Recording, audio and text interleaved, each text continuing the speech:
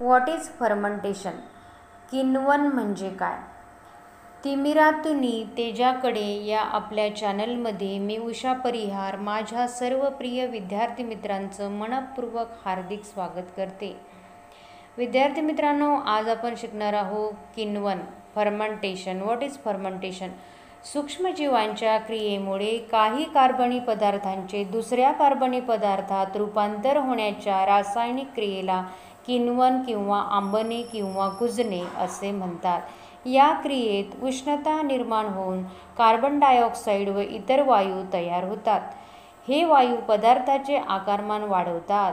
उदाहरणार्थ पाव, इडली, त्यांची पिठे फुगणे. आपण बघतो की पाव किती फुगलेला असतो, इडली कशी फुगते. हे वायू बाहेर पडताना पदार्थ फसफसतात. दुधाचे दही बनवणे, फळे व धान्य यापासून अल्कोहोल तयार करणे, पिठापासून पाव बनवणे, तसेच ॲसिटिक आम्ल किंवा acid, citric acid, lactic acid, जीवनसत्त्वे व प्रतिजैविके यांच्या निर्मितीमध्ये किण्वन प्रक्रियेचा उपयोग केला जातो. धान्याची पिठे, फळांचे रस यामध्ये सूक्ष्मजीवांना वाढू दिल्यास स्वतःची वाढ व पुनरुत्पादन करताना हे सूक्ष्मजीव पदार्थाचे अपघटन करतात व नवीन रसायनांची निर्मिती करतात. हा गुणधर्म लक्षात घेता आपल्या रोजच्या वापरातील अनेक पदार्थ सूक्ष्मजीवांच्या मदतीने बनवले जातात. विद्यार्थी मित्रांनो, ज्या सूक्ष्मजीवांचा आपल्याला उपयोग होतो त्यांना आपण उपयुक्त सूक्ष्मजीव म्हणतो आणि ज्यांचा उपयोग आपल्याला होत नाही त्याला आपण हानिकारक सूक्ष्मजीव म्हणतो.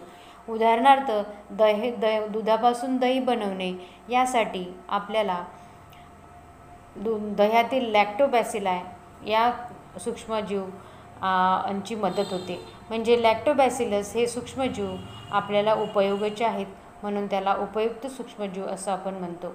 त्यानंतर दुधाचे रूपांतर दह्यात होणे, ताक, लोणी, चीज व इतर दुग्धजन्य पदार्थाची निर्मिती करण्यासाठी अशा प्रकारचे सूक्ष्मजीव उपयुक्त ठरतात आणि म्हणून त्या सूक्ष्मजीवांना आपण उपयुक्त सूक्ष्मजीव असे म्हणतो. तुम्ही आजारी पडला तर डॉक्टर काही वेळा पेनिसिलिनसारख्या औषधाचे कॅप्सूल किंवा इंजेक्शन देतात.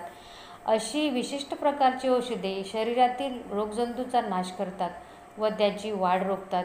या औषधांना अँटीबायोटिक्स, प्रतिजैविके असे म्हणतात. विशिष्ट जातीच्या सूक्ष्मजीवांपासून ही प्रतिजैविके बनवली जातात.